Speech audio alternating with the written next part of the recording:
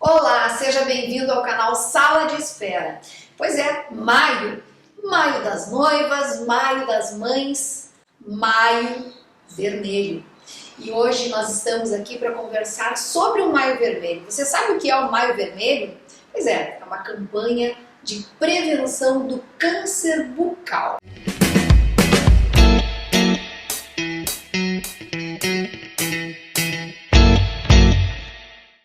E para falar comigo sobre este assunto, eu trouxe a doutora Juliana Romanini, que é especialista em periodontia, mestre em patologia e doutora em estomatologia, não é mesmo, doutora? Além disso, ela é uma das estomatologistas do Centro de Especialidades Odontológicas da Secretaria Municipal de Saúde aqui de Porto Alegre e um membro permanente do Maio Vermelho. Seja bem-vinda, doutora. Muito obrigada pela tua presença.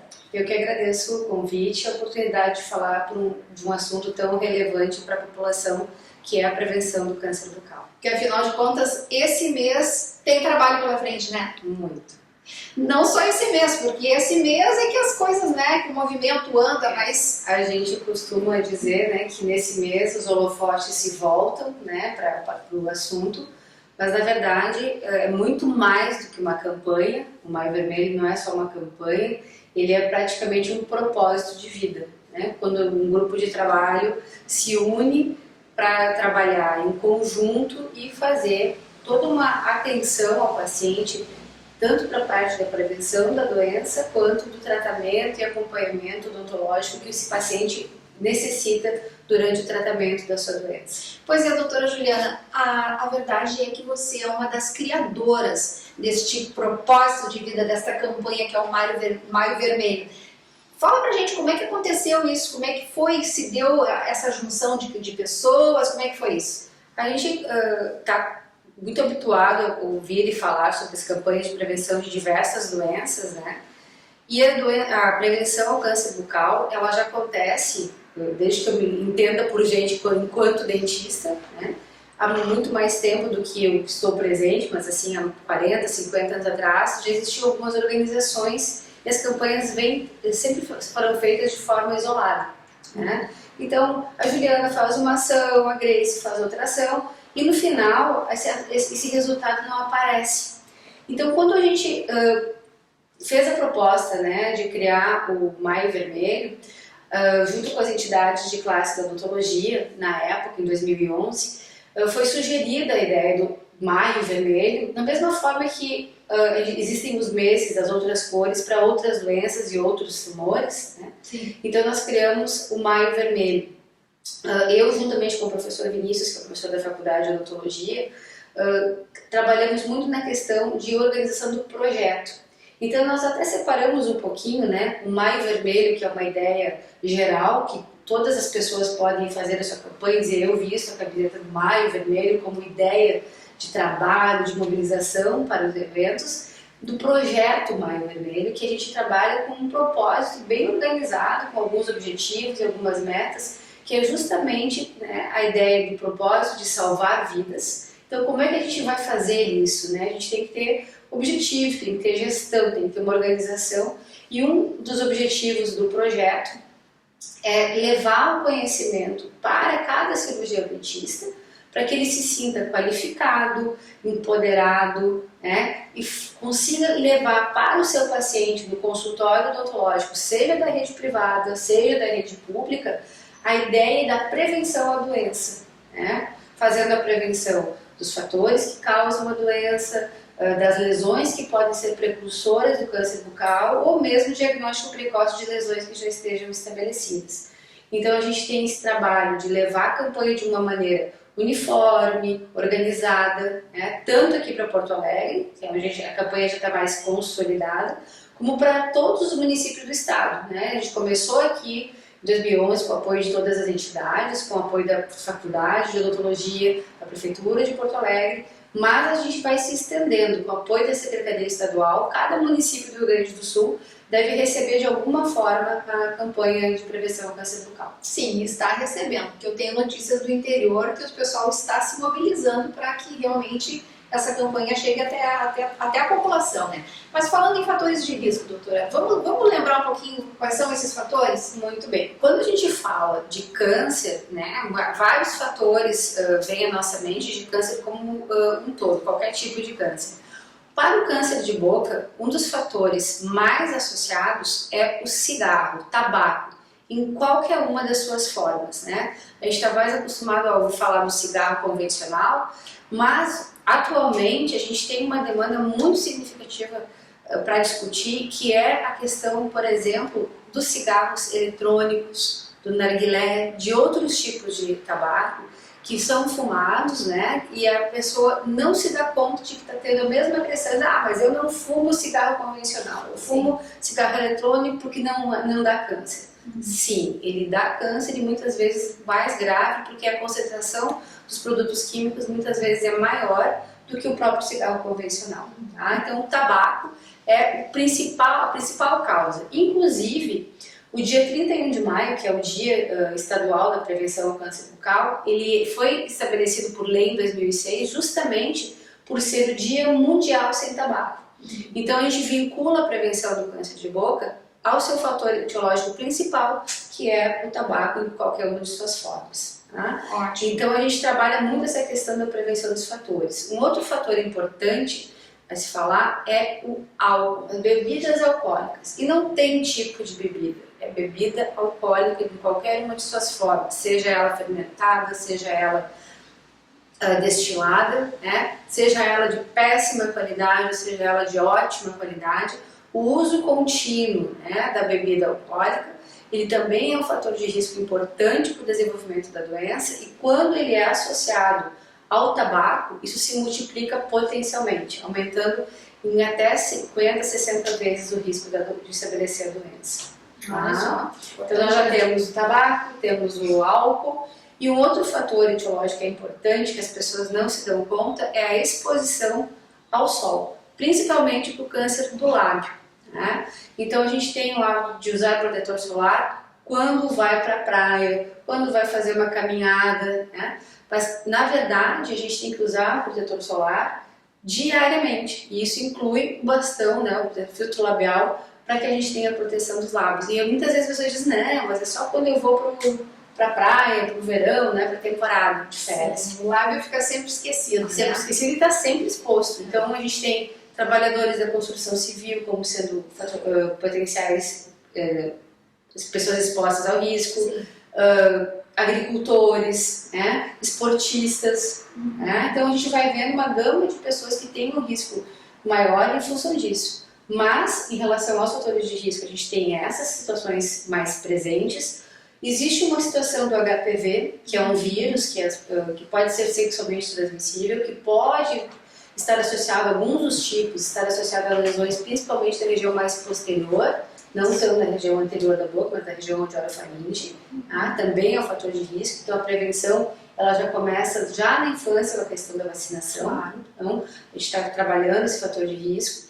E a gente tem outros fatores que são menos presentes, né, que podem estar associados, e também algumas pessoas desenvolvem a doença sem nenhuma exposição a esses fatores. Então são completamente fora, né, assim, do grupo mais característico, mais descrito. Até mesmo porque o câncer também tem uma etiologia completamente não, mas muito desconhecida. E multifatorial, né? Então tem coisas que a gente ainda não conhece, não consegue estabelecer de uma forma exata. Exatamente. E nós aqui no sul, principalmente os de pelezinha clara, que está falando do lábio também, é importante, né? Porque tem muita gente que tem já uma predisposição ao câncer de pele. Então o lábio também entra nessa mesma linhagem, nessa mesma tocada. Com relação a exames que as pessoas possam fazer, existe o autoexame? Vamos falar um pouquinho sobre isso? Então, a gente tem uma orientação muito importante em relação à questão do autoexame para a prevenção do câncer bucal, né? Na verdade, ele é desaconselhado com esse objetivo. Da mesma forma que o INCA desaconselha, que é o nosso instituto de referência, o autoexame da mama para diagnóstico. Por quê? Porque as pessoas não têm treinamento necessário para identificar lesões que são câncer de boca. Porque muitas vezes, doutora, agora vamos falar da lesão em si. Aquela lesãozinha que pode ser uma pré-lesão cancerígena, a pessoa desconsidera. Vamos falar um pouquinho das principais lesões para o pessoal ficar sabendo? A gente tem câncer de boca numa gama muito variada de aspectos que aparecem, que a gente chama de aspectos clínicos, né? Que é como a doença aparece. Ele pode começar desde uma placa ou uma manchinha de coloração branca ou coloração vermelha, né? Ele pode ser simplesmente uma placa ou uma mancha, ou ele pode gradativamente se modificar e se tornar uma ferida, uma úlcera, que a gente chama. Tá? Qual é a característica comum dessas alterações da mancha, da placa ou da ferida? É que elas não desaparecem com o tempo.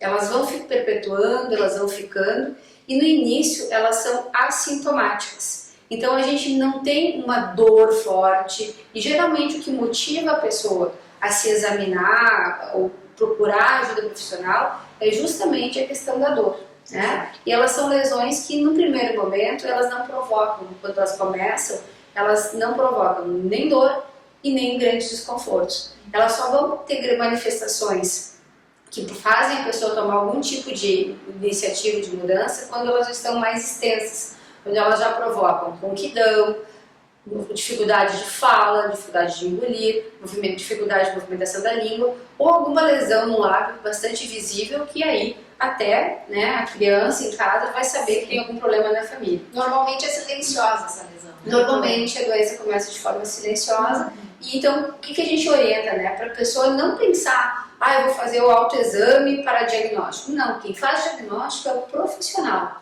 Eu, Juliana, vou para frente do espelho, vou escovar meus dentes, vou ver se eu tenho sangramento na gengiva, vou ver se eu tenho um dente quebrado, e também vou olhar se eu tenho alguma modificação na minha boca que possa me levar a alguma dúvida.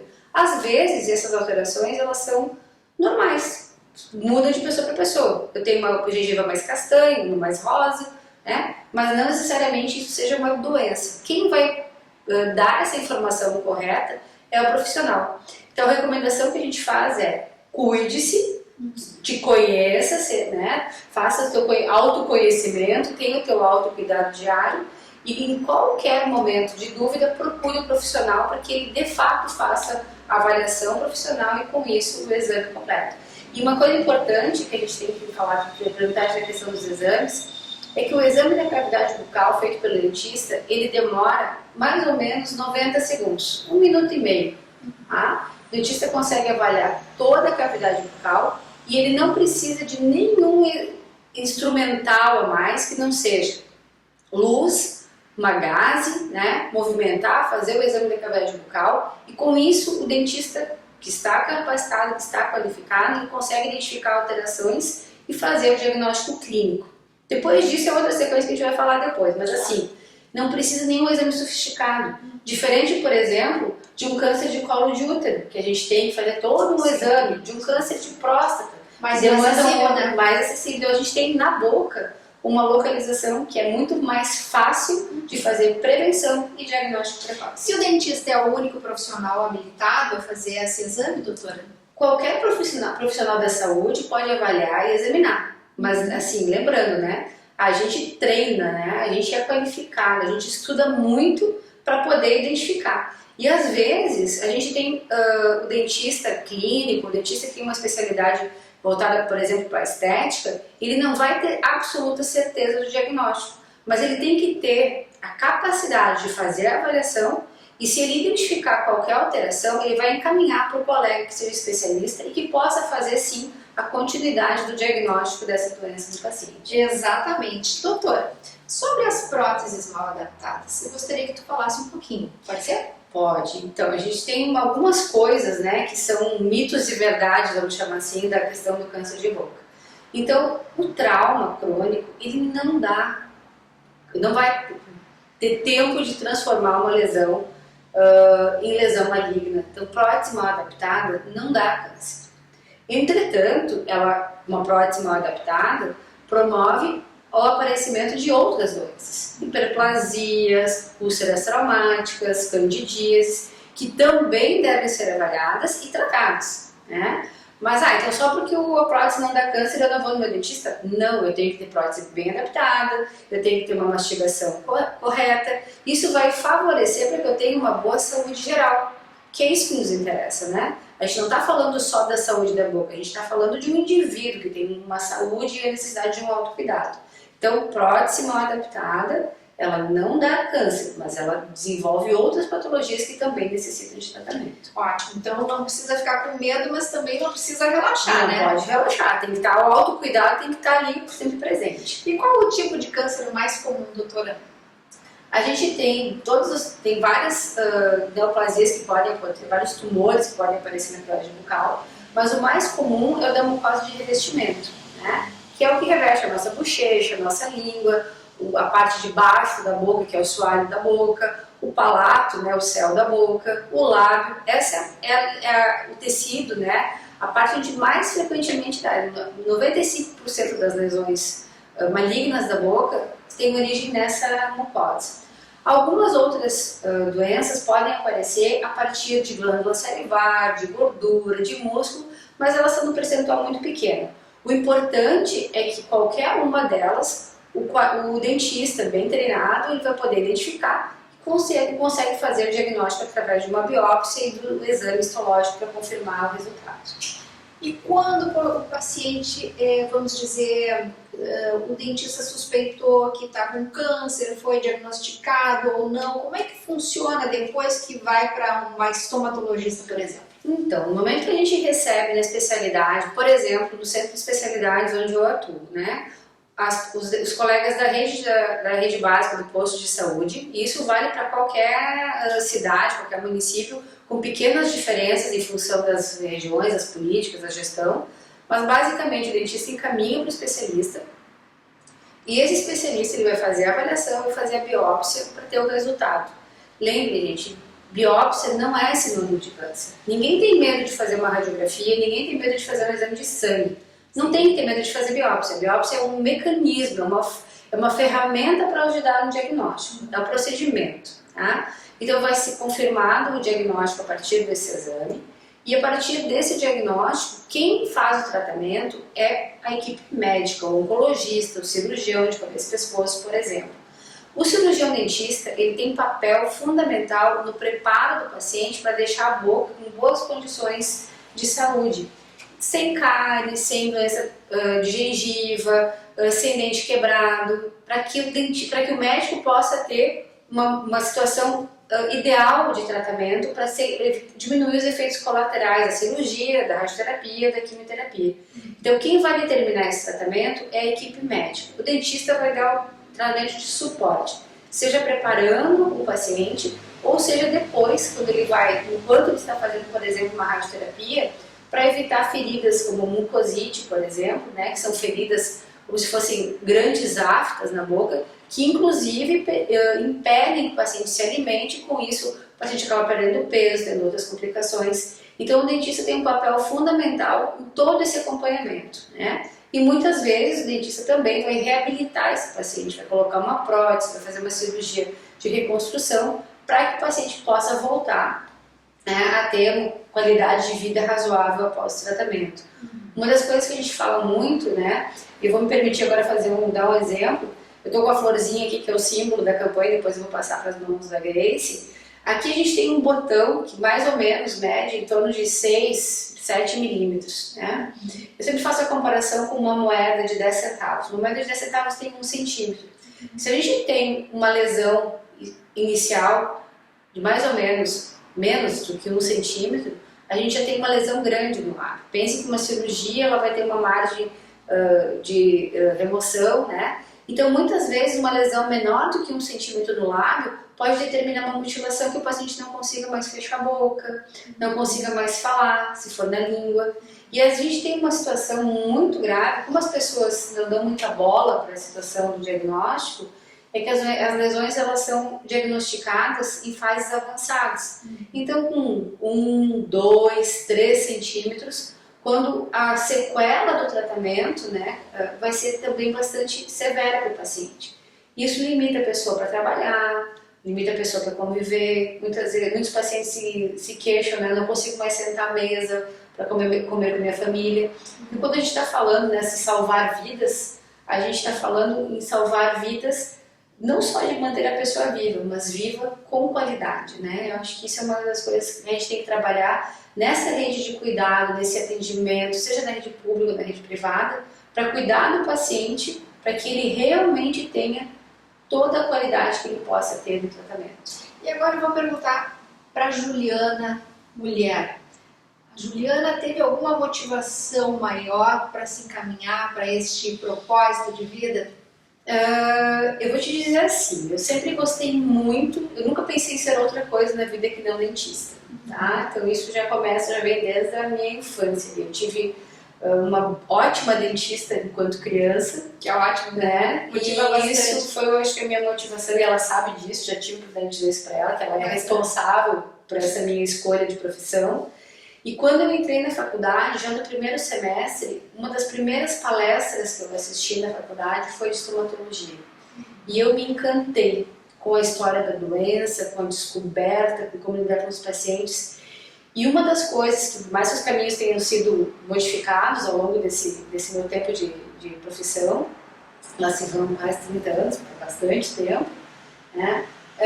Eu fui professora dessa área, eu trabalhei na unidade básica de saúde, eu fui construindo, né? Hoje eu trabalho no centro de especialidades, trabalho no hospital também com pacientes oncológicos. Então, e a gente vai crescendo e vai vendo que são pacientes que são desassistidos de certa forma, né? E a gente vai trocando a vivência e vai aprendendo que tu tá aqui para fazer sim o diagnóstico, tu tá aqui sim para dar o melhor tratamento para esse paciente, mas são pessoas que precisam ser ouvidas, né?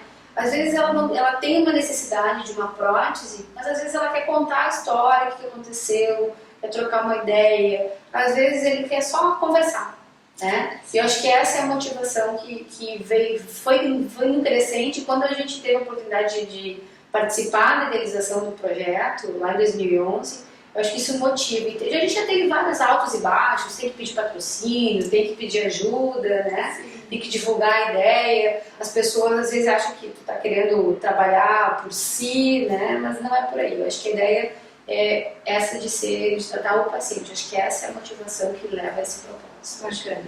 Doutora, para a gente concluir, esse mês então as unidades de saúde todas vão estar com o foco no Maio Vermelho, na prevenção do câncer bucal, certo? Isso.